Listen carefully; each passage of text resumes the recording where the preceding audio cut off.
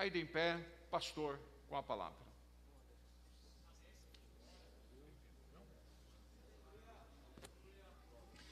Queridos, com muita alegria, quero saudá-los com a paz do Senhor. Quero ler o texto, qual está no meu coração. O livro do profeta Ageu, capítulo 2.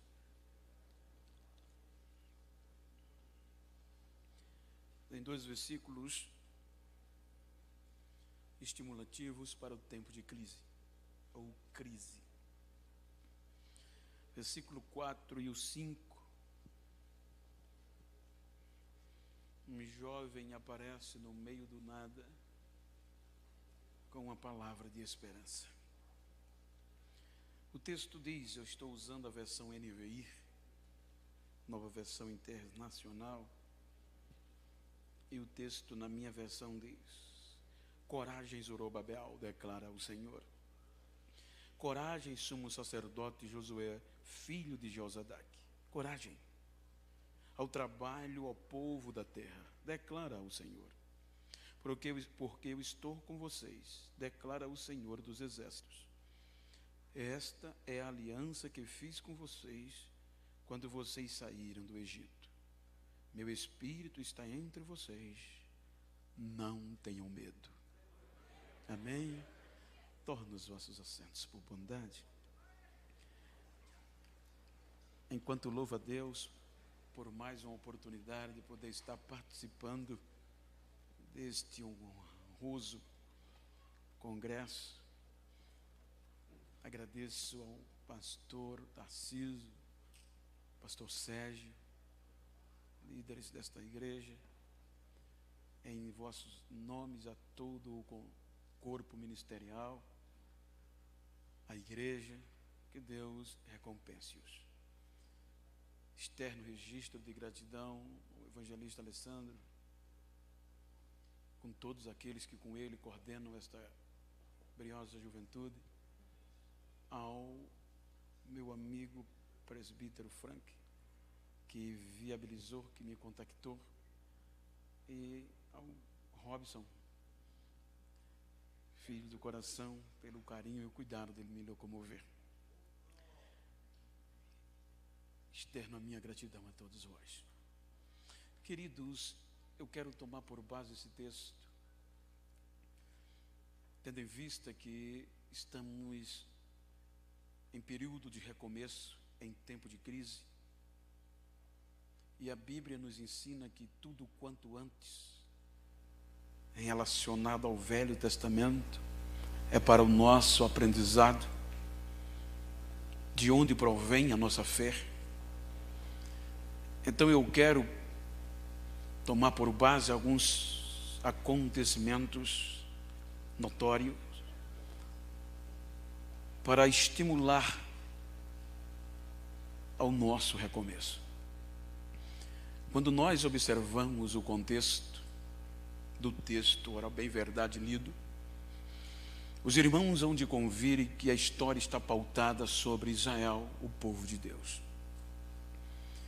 A Bíblia diz que, por um período de cerca de 430 anos, Israel serviu como escravo aos egípcios, sem nenhum relacionamento intrínseco com Deus, até porque a influência egípcia, tanto no contexto cotidiano como de fé, havia impregnado dentro do contexto de judeus, ou Israel.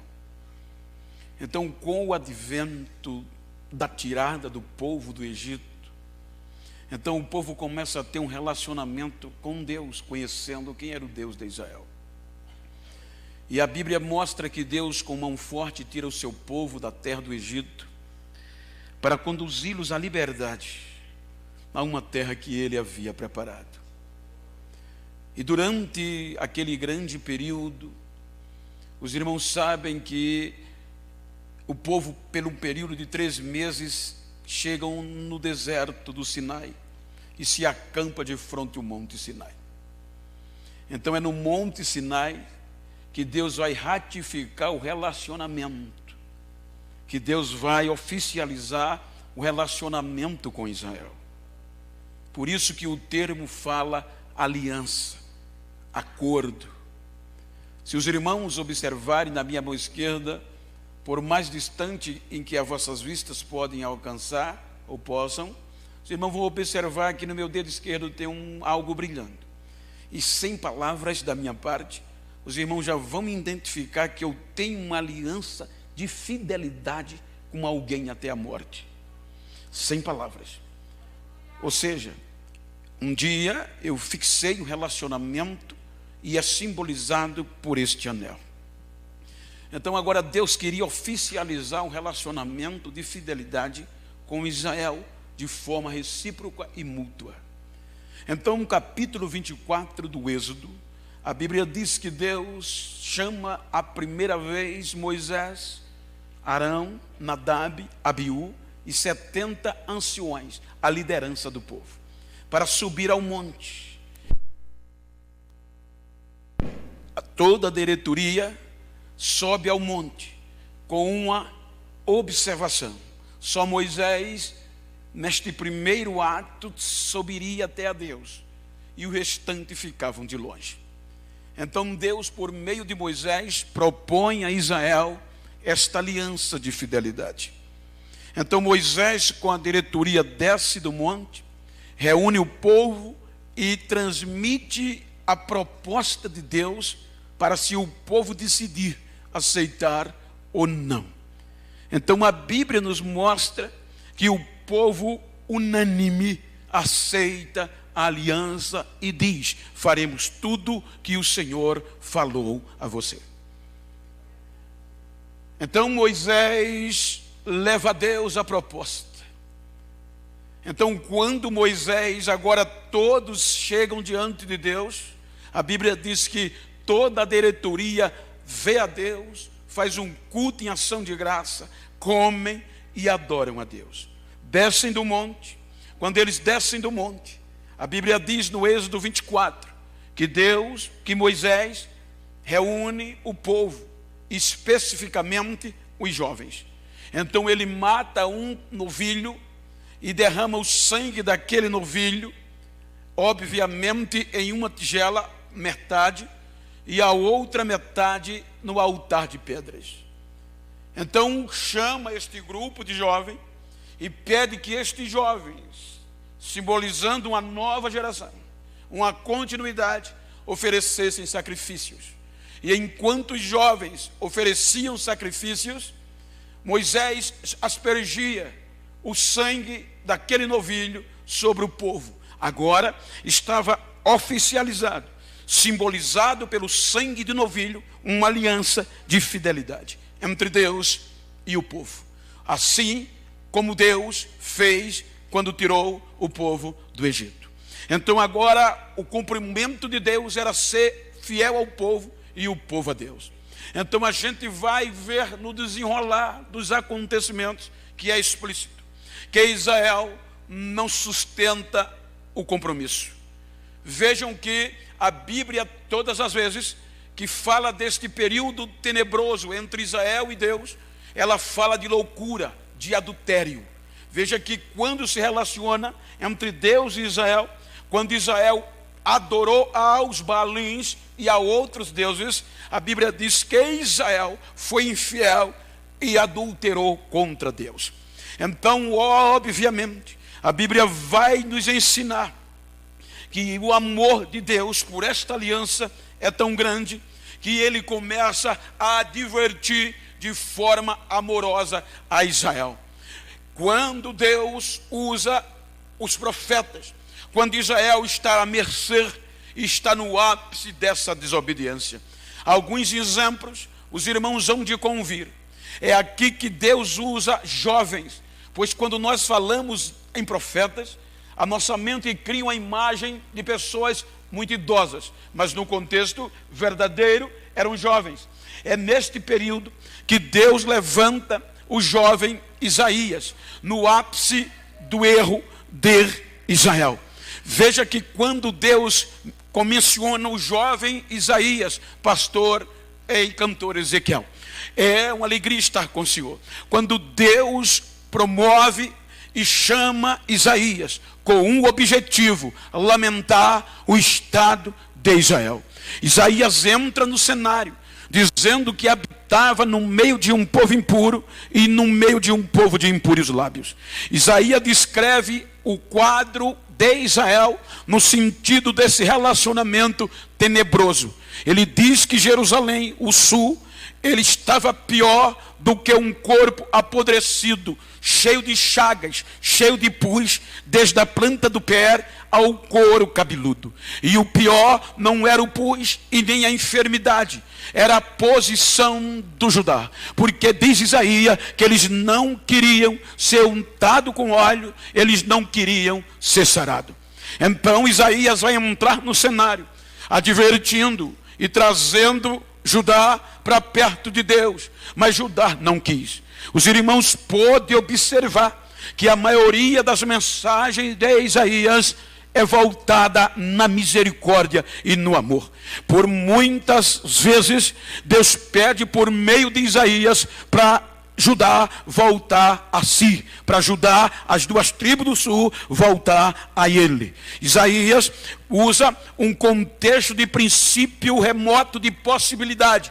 49. Pode uma mãe esquecer do filho que amamenta, que gerou no seu ventre? Pode até esquecer, mas eu nunca me esquecerei de ti, ó Israel, porque nas palmas das minhas mãos eu te gravei.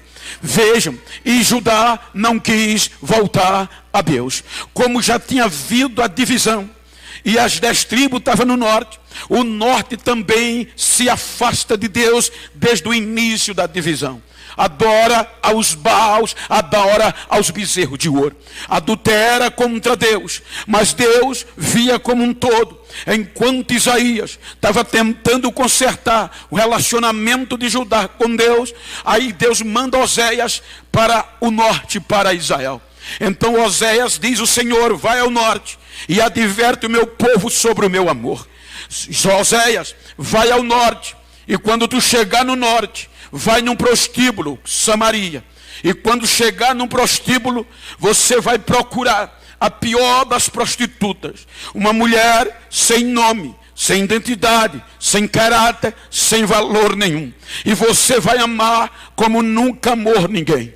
Aí então leve-a para uma casa, dê nome a ela, dê título a ela, dê amor a ela, dê filho a ela, dê identidade e dê respeito. Oséias, um jovem, vai ao sul, ao norte, pega e conhece Gomer, casa com ela, dá nome a ela, dá casa, dá identidade, dá respeito e dá valor.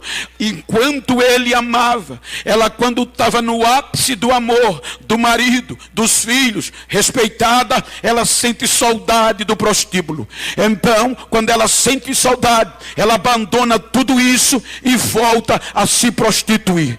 Aí quando ela volta, está no prostíbulo, as notícias eram as piores. Aí Deus vem para Oséias e diz: Oséias, volta no prostíbulo e traz ela de volta, e a ama mais do que tu amava antes. E quando te perguntarem, ó Israel, que loucura é essa? Você vai dizer a Israel: assim diz o Senhor, assim fizeram vocês comigo, mas eu quero vocês de volta, eu quero que vocês voltem.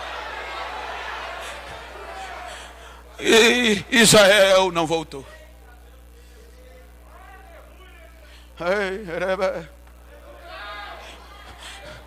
Vem os assírios, invade o norte e leva cativo para a Síria aquilo que Deus não queria que acontecesse.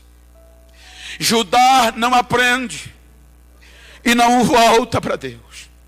Segundo a tradição, a mensagem de Isaías começa a importunar. No período de Manassés, diz a tradição, para que Isaías não profetizasse mais. Aí o rei Manassés o mata de forma ultrajante.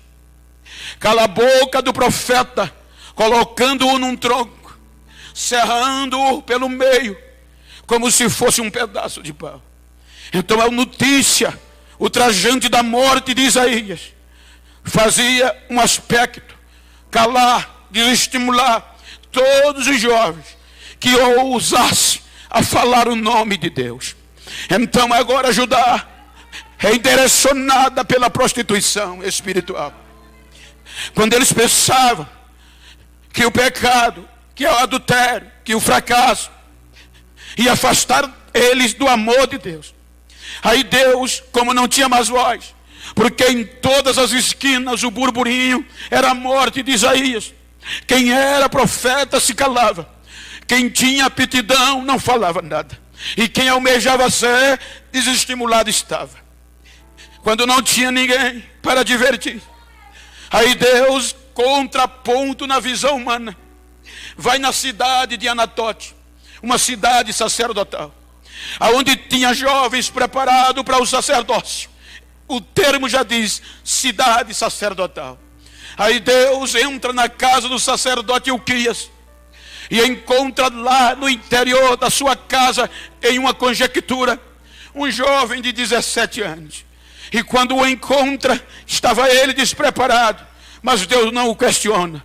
Deus já vem dizendo: antes que tu se formaste no ventre, eu te conheci. E antes que tu saísse da madre, eu já tinha te santificado e te escolhido como profeta às nações.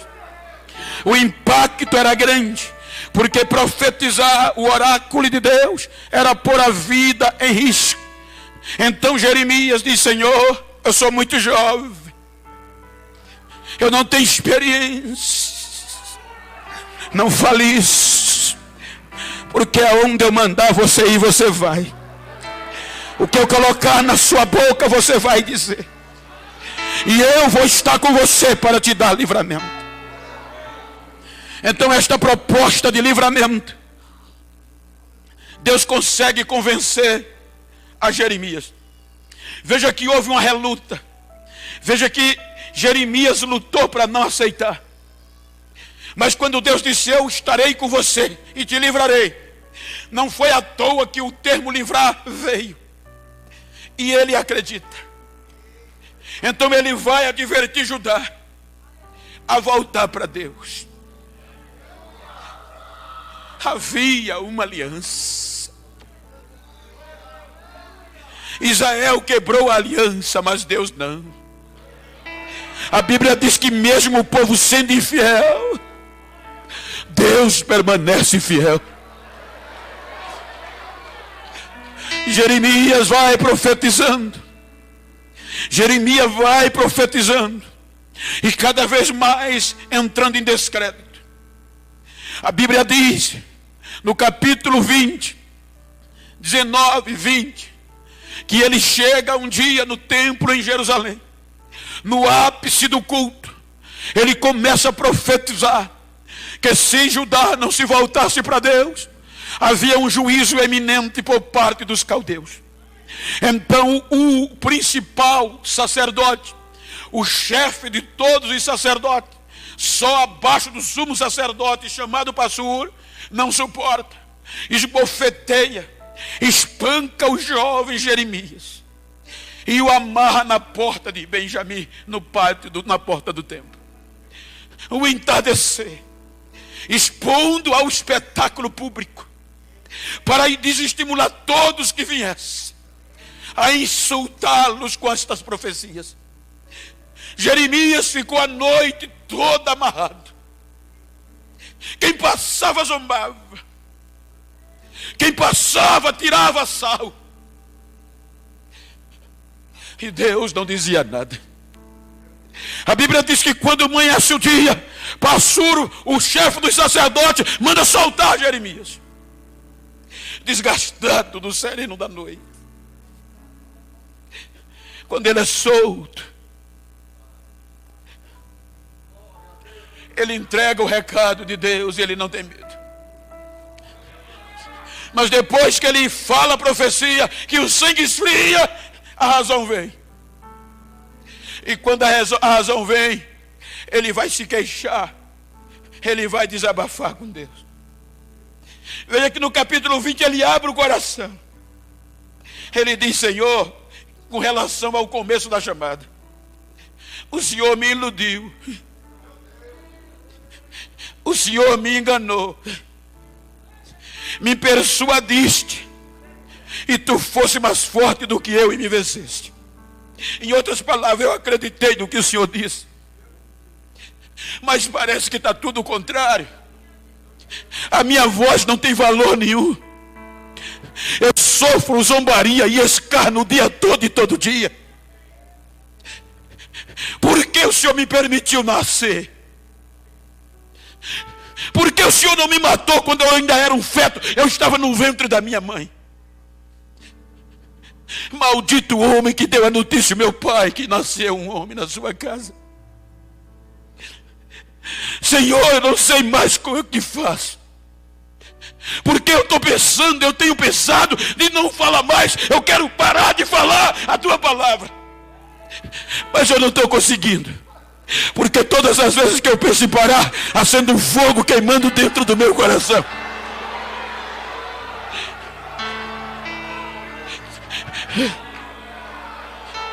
Havia uma aliança.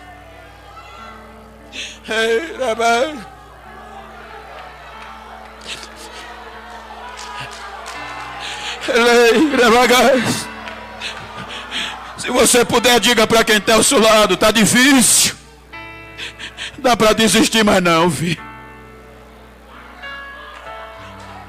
Existe uma aliança.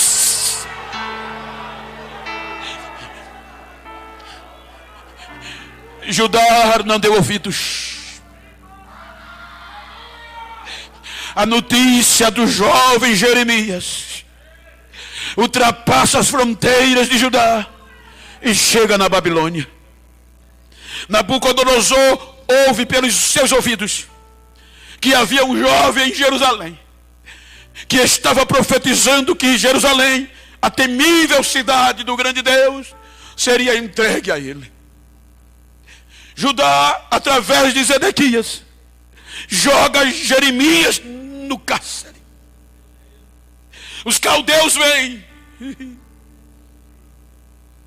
invade Jerusalém. Primeira leva, 3, 4 jovens são mandados para o palácio por conta desta aliança. Segunda e terceira leva, em síntese, o melhor de Deus, o orgulho de Judá, o templo, os muros, as cidades são devastadas, a cidade é devastada. O que Jeremias profetizara aconteceu. Entra em Judá. E os soldados de Babilônia vieram com uma ordem: vocês podem arrebentar tudo, mas tem um jovem lá dentro que vocês não podem tocar nele. O comandante do exército, Nabuzaradã, veio com a determinação: você vai tirar Jeremias da prisão e vai propor a ele vir para a Babilônia, viver nos cuidados de Nabucodonosor. Era o que um profeta de hoje queria.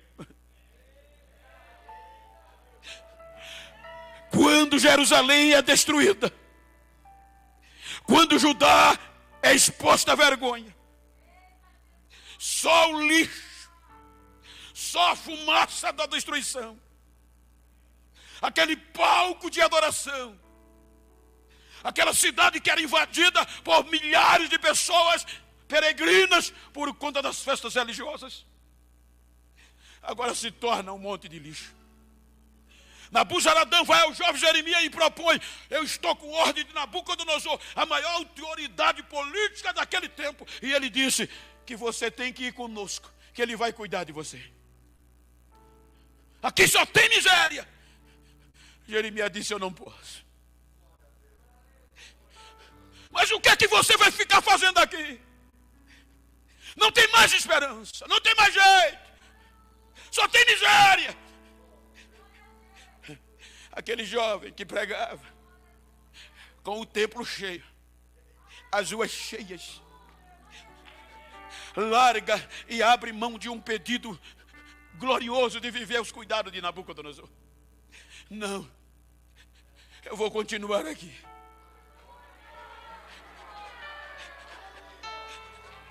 O que você vai ficar fazendo? Eu vou continuar pregando em cima do monturo. Ainda há esperança.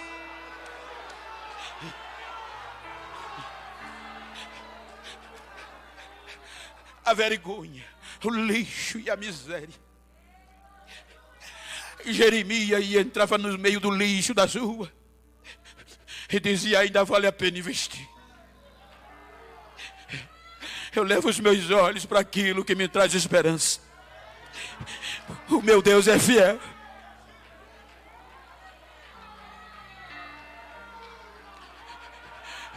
Na ótica humana, quem via, dizia: não tem mais jeito, nunca mais isso aqui será palco de adoração. Nunca mais este povo volta a habitar esta terra. E Jeremias está lá. A realidade vem. Aí vem Lamentações. Veja que em Lamentações ele abre o coração em lágrimas. Ele diz: Senhor, ó Jerusalém, como tu estás solitária. Estás semelhante a uma viúva sem marido e sem filhos. As tuas ruas estão vazias. Cadê os viajantes? Ele vai mostrando a realidade. Como tu estás deserto e as tuas ruas. Ele em síntese, em toda lamentação, ele vai dizendo: Senhor, até a nossa água para beber a gente tem que pagar. O pão a gente está tendo que comprar. Estamos pedindo esmola aos egípcios e aos assírios. Este lugar que já foi tão glorioso. Os nossos adolescentes estão carregando feixes de lenha para poder sobreviver. Os nossos jovens estão sendo obrigados a trabalhar e já não se ouve mais louvores por eles. As nossas moças estão sendo violentadas em Jerusalém e nas suas cidades. A coroa caiu da nossa cabeça, Senhor. A oração e o lamento de um jovem. Senhor, traz-nos de volta a Ti. Renova os nossos dias como era antes.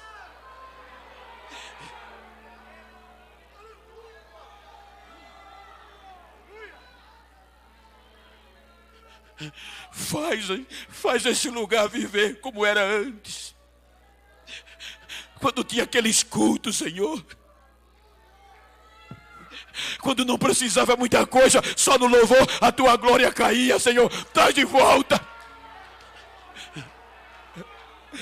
Faz e batiza os nossos jovens de novo nos ensaios. Os nossos congressos sejam cheios da Tua presença. Faz, voltemos ao princípio, Senhor. Nos converte a Ti. Lá no meio do deserto, enquanto a miséria rolava Jerusalém, aí Deus pega outro jovem que não era filho de sacerdote, Ezequiel. Enquanto Jeremias estava no meio do monturo, pregando que ainda havia esperança, Deus manda Ezequiel para a Babilônia, no meio do povo, na beira do rio. E no meio do desastre. Agora, veja que o contexto destrutivo da crise tinha jovens no palácio, Daniel, Sadraque, Mesaque e Abednego. No monturo em Jerusalém tinha o jovem Jeremias. Lá em Babilônia tinha Ezequiel. Pregando que ainda havia esperança. Mas como convenceu os judeus?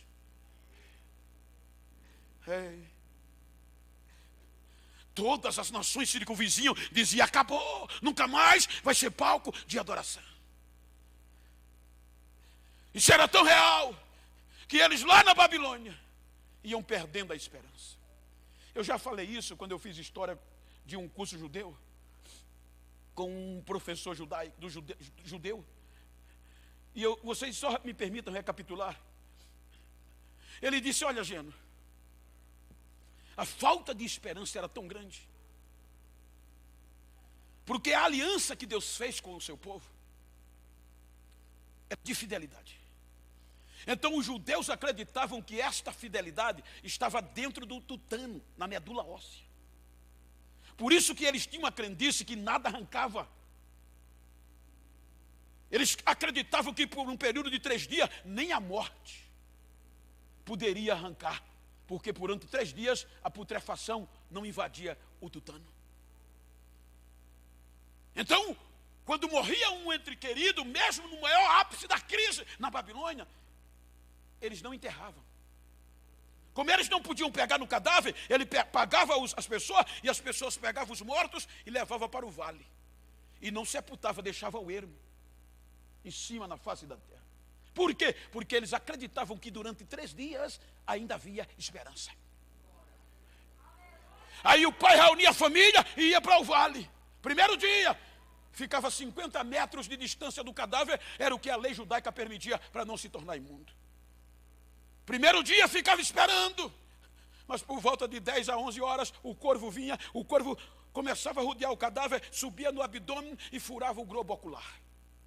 O seu bico pontiagudo, ele arrancava o globo ocular, dilacerava, e com isso o cérebro também era dilacerado, e o pai só via a massa cefálica escorrer pelos olhos, ouvidos e boca.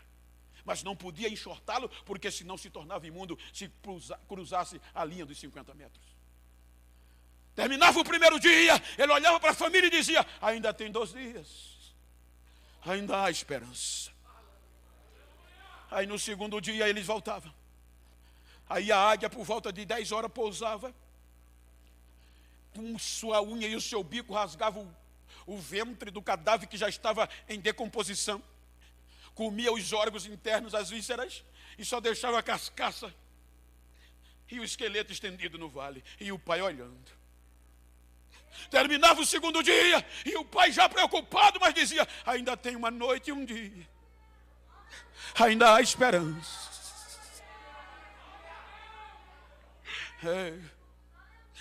Na noite, quando eles iam para casa, a hiena entrava no vale e comia tudo que restava de putrefação. Quando ele chegava no terceiro dia, o esqueleto limpo, mas a esperança era o terceiro dia, porque a aliança estava nos ossos, dentro dos ossos. Lembra porque Marta disse: Senhor, já é o 4º dia, tem mais esperança não. No terceiro dia só estava o esqueleto, o pai dizia: é hoje. Aí por volta de meio-dia, Levítico fala dessa ave, quebrantoso. O quebrantoso descia, só come medula óssea, quebrava osso por osso, comia medula. E o pai olhando, terminava o terceiro dia, agora só tinha caco sem medula. Aí eles gritavam: acabou. Aí quando encontrava o outro, dizia: acabou. O que é que houve? Os nossos ossos secaram. Ezequiel 37. Não há mais esperança. Fomos sepultados. O nosso Deus esqueceu de uma vez por todas. E Ezequiel diz que com isso o vale ia se enchendo de caco, de ossos. Isso fala de procedimento contínuo. Então eles não acreditavam mais.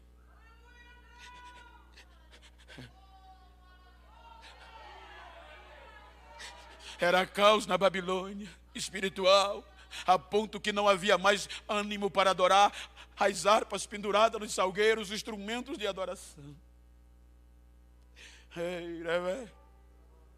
Mas ainda tinha um jovem lá, chamado Ezequiel, no meio do povão. A Bíblia diz que chegou um dia, Salmo 137, que eles acordaram diferente. O que é que houve? Está aí chorando? Estou. Um judeu olhava para o outro: o que é que está acontecendo? As lágrimas estão vindo. É saudade.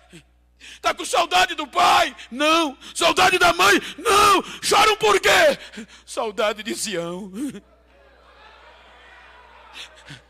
Saudade daqueles cultos de adoração.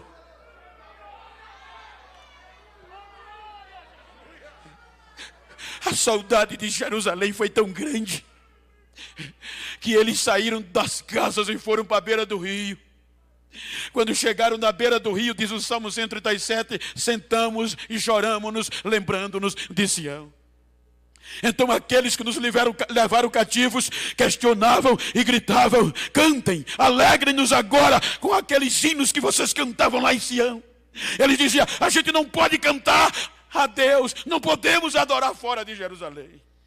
Como vamos entoar hinos a Deus em terra estranha? Aí um grupo de jovens, eu quero conjecturar, de uma nova geração, em tempo de crise, não aguentou o desaforo. Olha um para o outro, eu quero dar vida ao texto, e diz: não podemos ficar calados. Nós temos história. Vamos pegar os instrumentos.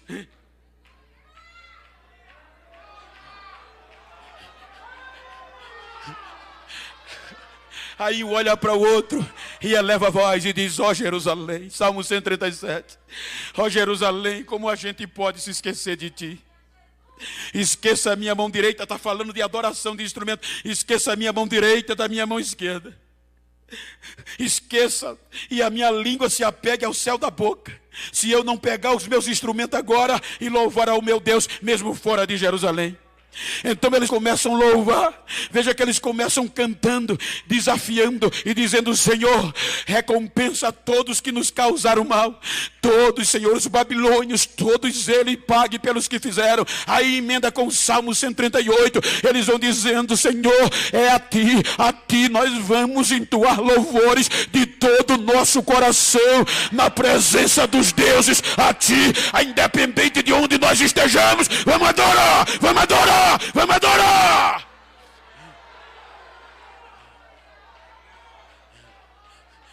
Se fosse para trazer para hoje, eles tinham cantado em um som só. Quando em cativeiro te levaram de Sião, os teus sacerdotes planteavam de aflição. Foi como morrer de vergonha e dor. Caminhavam triste o povo forte do Senhor. Oh Jerusalém, por que deixaste de adorar o Deus vivo que em tantas batalhas te ajudou? Chora Israel em um lamento só. Talvez Deus se lembre do bichinho de Jacó. Chora Israel. Imagina os jovens.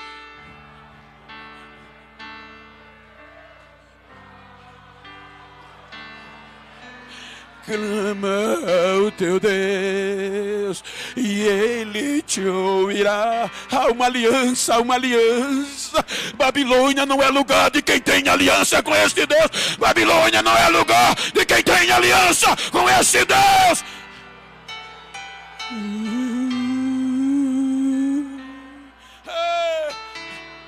Adore, adore, adore. A crise não mata quem tem aliança com Deus. Adore, adore, adora.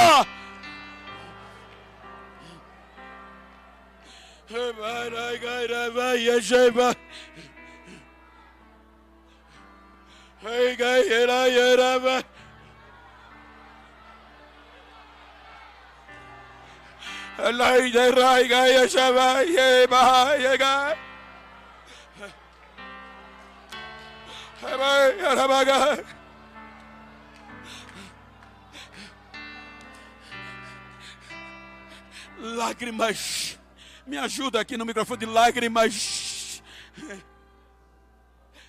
louvor. Havia uma aliança. Aí sobe e rompe a atmosfera. E chega a Deus. Aí Deus desce e pega o jovem Ezequiel em visão e começa a falar com ele.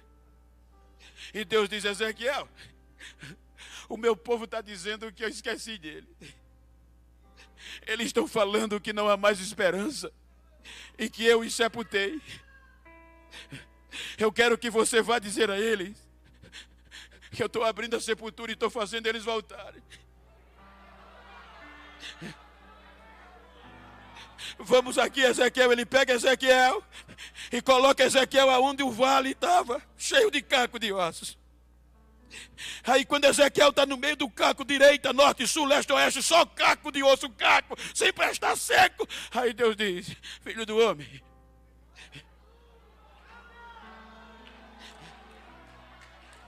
eu ainda posso dar vida a esses ossos. Eu ainda posso trazer vida para esses ossos. Senhor, só tu sabe, o negócio está feio. Então profetiza, filho do homem, profetiza sobre eles. E diga a eles que eu vou trazer carne. Diga a eles que eu vou trazer nervos. Diga a eles que eu vou trazer tendões. Vou colocar pele e vou encher do meu espírito. Vou encher do meu espírito.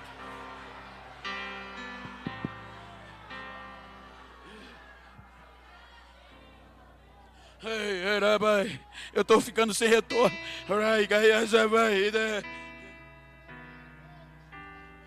Ezequiel profetiza: ossos secos, ouvi a voz do Senhor. Como é que pode isso, gente? Era toda a casa de Israel simbolizada naqueles ossos. Olha o estado que estava. Aí Ezequiel disse que houve um barulho do norte, do sul, do leste, do oeste. Era osso na rota de colisão e não colidia. Cada osso saía do chão do nada e grudava no seu osso. Imagina a cena. Era o osso grudando no seu próprio osso. Não houve mistura. Daqui a pouco o corpo estava feito. Veio carne, veio nervo, veio tendões, veio pele. E agora, deixa comigo. Eu vou encher do meu espírito.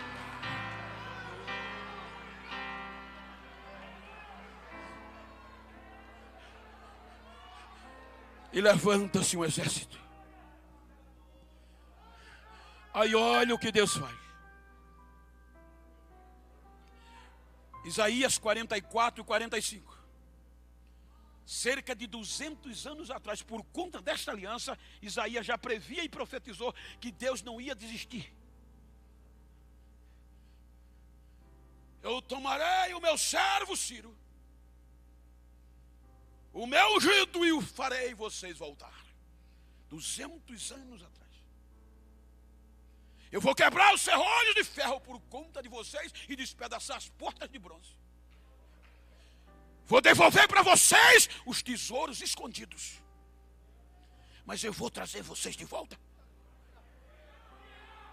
Depois daqui, o rei, que agora era o persa, salvo engano, Ciro, ele brada: quem dos judeus querem voltar para recomeçar? Porque nasceu no meu coração o desejo de construir um templo em adoração ao Deus de Israel. E vai ser aqui? Não, é em Jerusalém, onde diziam que não seria mais palco de adoração. Não era mais fácil voltar, porque a Babilônia não foi todo ruim. Muita gente se deu bem, muitos judeus. E para voltar, era retroagir, regredir. Era voltar para a miséria. Porque as piores notícias, ou as notícias eram as piores de Jerusalém. Cada vez mais afundando em miséria. Veja que era opcional. Quem quer recomeçar em tempo de crise? Cerca de 50 mil judeus com os escravos disseram: vamos voltar. Mas vocês estão doidos, lá não tem nada. Mas é remanescente. Sempre tem uma geração para tempo de crise.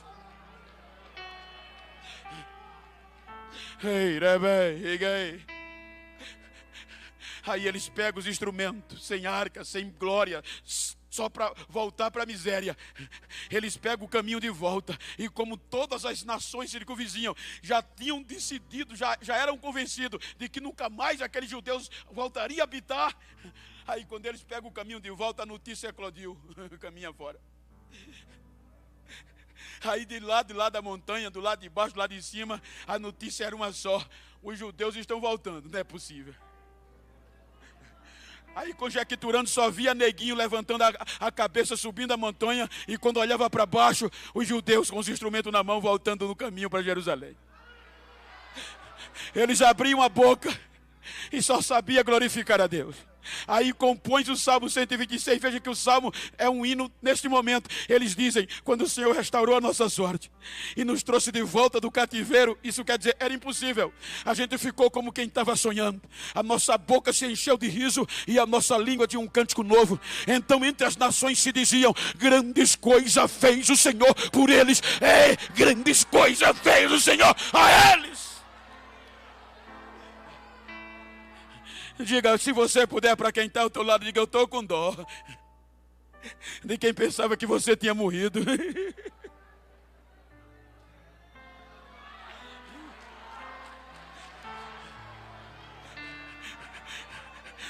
Diga para ele: eu estou voltando. A crise não vai me calar. Chegam em Jerusalém. Chegam em Jerusalém. Quando olha o quadro, eles não acreditam. Aquele desejo de recomeçar foi embora, em vista o estado de miséria. Capítulo 3 de Esdras diz que cada um foi para a sua cidade, abriram mão do propósito. Primeiro mês, segundo mês, disseram: não vale a pena. Vamos construir nossas mansões com a reserva que trouxemos da Babilônia. Compravam pó de mármore brancas, areias finas, só material de luxo, e construíam as suas casas apaneladas. E o palco de adoração abandonado. 7 meses se vão. Aí Deus levanta o jovem Ageu.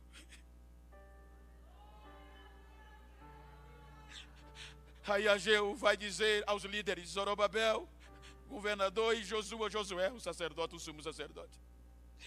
Ele diz: escutem o que diz o Senhor. O meu povo está falando que não é tempo de construir a minha casa, é construir. Eles estão investindo muito só neles, nas nossas casas apaneladas, e a minha casa está abandonada.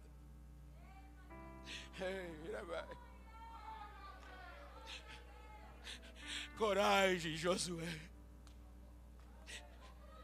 Coragem, Zorobabel. Coragem, povo. Não tenham medo, recomecem.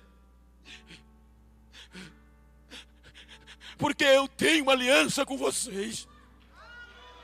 Vocês não estão só. Não tenham medo, recomecem. Porque a glória da segunda casa vai ser maior do que a da primeira. Eu prometo.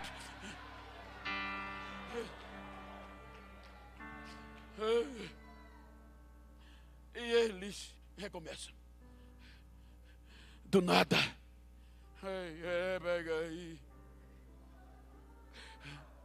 Do meio do nada. Só lixo. Aquele povo que era acostumado a ver a glória no meio do ouro do grande templo de Salomão. Agora os sacerdotes Josué e Zorobabel promovem o altar no meio do lixo.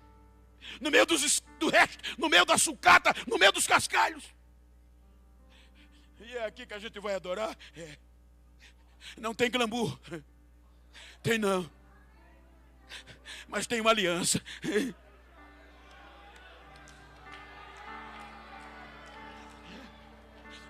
Levantaram o altar, ofereceram o sacrifício, e o coração do povo se abre. Quando o coração do povo se abre, o povo abre o bolso, esquece de si mesmo e vão contribuir para recomeçar a casa de Deus.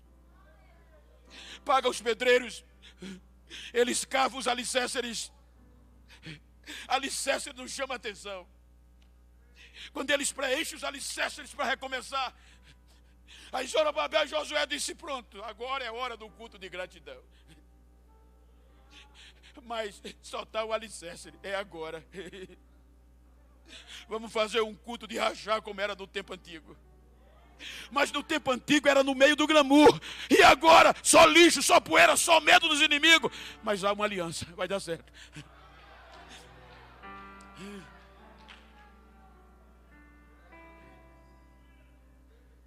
Agora ele olha para os sacerdotes e diz: eu quero todo mundo fardadinho, indumentária original. Nada de modernidade. Todo mundo bonitinho como era no princípio. Ele olha para os adoradores e diz: olha, os 70 anos de cativeiro não mudou o nosso princípio. Nós vamos cantar não inovação, mas os hinos de Davi. No culto vai ser os hinos de Davi. Quando todo mundo estava arrumadinho, no meio da poeira, gente, no meio dos cascalhos, sem glamour de ouro, sem invasão na cidade de peregrinos, sem comércio na porta do templo, só o cascalho e o altar de pé, e os alicerces postos. Eles começaram a adorar. Quando começaram a adorar, aí vai descendo algo glorioso. Aí Esdras diz que os mais velhos e os sacerdotes e os pais da nova geração que viram o templo na primeira glória começaram a chorar, lembrando da glória do passado. Choravam. Mas Esdras diz que a nova geração de remanescentes, os jovens, quando viu os mais velhos chorar, que olhava para o altar e para os alicerces, eles não aguentavam, se enchiam de poder e começavam a cantar. Esdras diz que eles cantavam com o peito, com a força tão grande, que ele diz que ninguém sabia discernir quem estava triste nem quem estava alegre. O grito de cântico era maior do que o grito de choro, que se ouvia de longe, e a glória descia, porque havia uma aliança.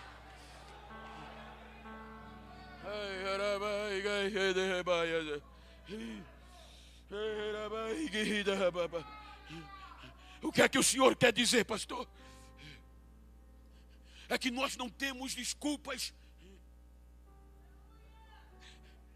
A crise não pode nos calar, porque a nossa história de fé é baseada em crises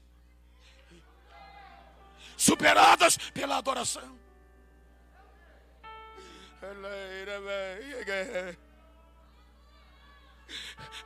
Colocaram máscara, as adversidades vieram, colocaram máscara na nossa face, mas não consegue apagar o que está lá dentro.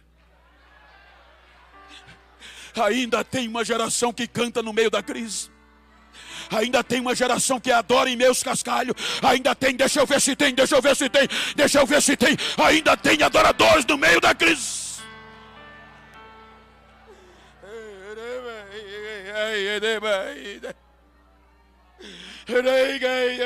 E você vai. Precisamos voltar ao que a gente era.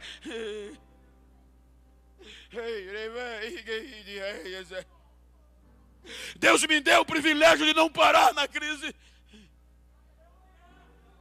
Só que eu tenho pregado em muitos lugares que muitos pastores dizem: Bento, a gente está mesmo na Assembleia de Deus. Tem alguns lugares que você não pode falar em mistério para não assustar o povo, com tanto tempo que não se ouve falar. Mas eu estou na Assembleia de Deus de São Bernardo. Eu estou no meio de crente de uma juventude pentecostal que ainda adora no meio da crise, que ainda fala em língua em meio à crise. Deixa eu ouvir o barulho da geração que canta em meio à crise. Deixa eu ouvir o barulho de adorador em meio à crise.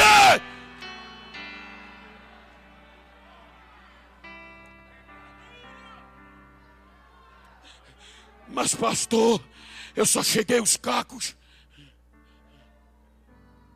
A crise só me deixou o bagaço. Escute, o que é que você acha? Se pelo sangue de animais Deus não desistiu de Israel, tirou-lo do caco e fez ela adorar de novo. Imagina você, que não é mais sangue de animais.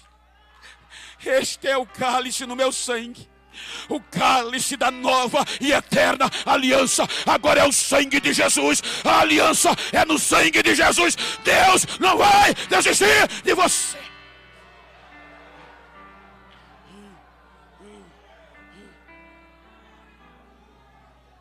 Fique de pé, por favor.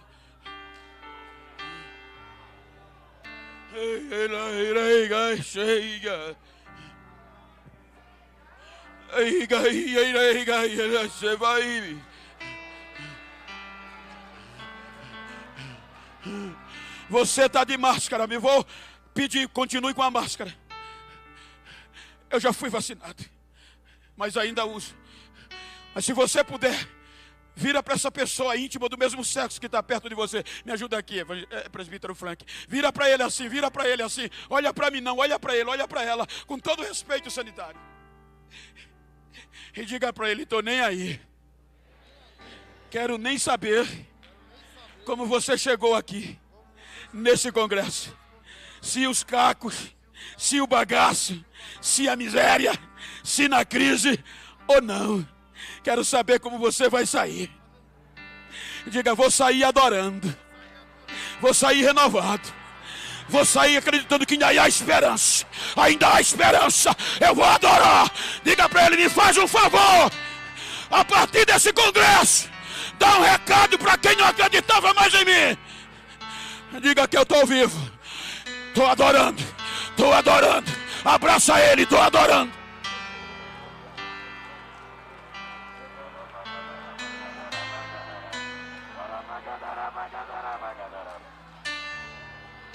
Adore, adore, adore, adore. Ainda tem adorador que adora no meio da crise. Ainda tem, ainda há esperança.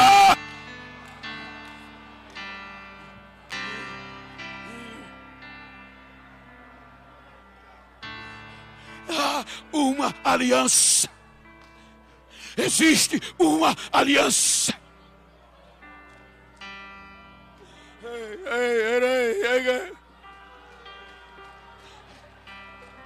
Existe uma aliança.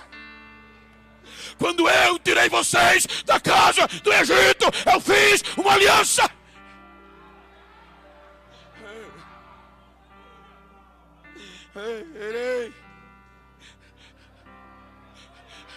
Cadê a primeira pessoa que quer voltar para casa?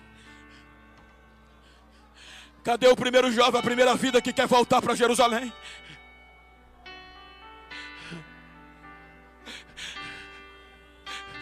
Eu quero saber onde está você que desistiu, se porventura esteja aqui. Eu quero saber onde está a primeira pessoa para recomeçar. Eu quero saber onde está a primeira pessoa.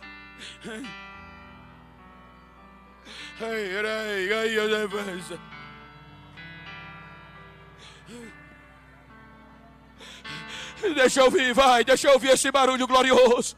É o barulho assembleando, é o barulho pentecostal. É o barulho. Cadê a primeira pessoa? Já está vindo, cadê a segunda? A primeira pessoa rasga o corredor. Há uma aliança. O Deus Deus não afasta desse amor. Cadê a segunda pessoa? Cadê a segunda pessoa? Ajuda ela aí.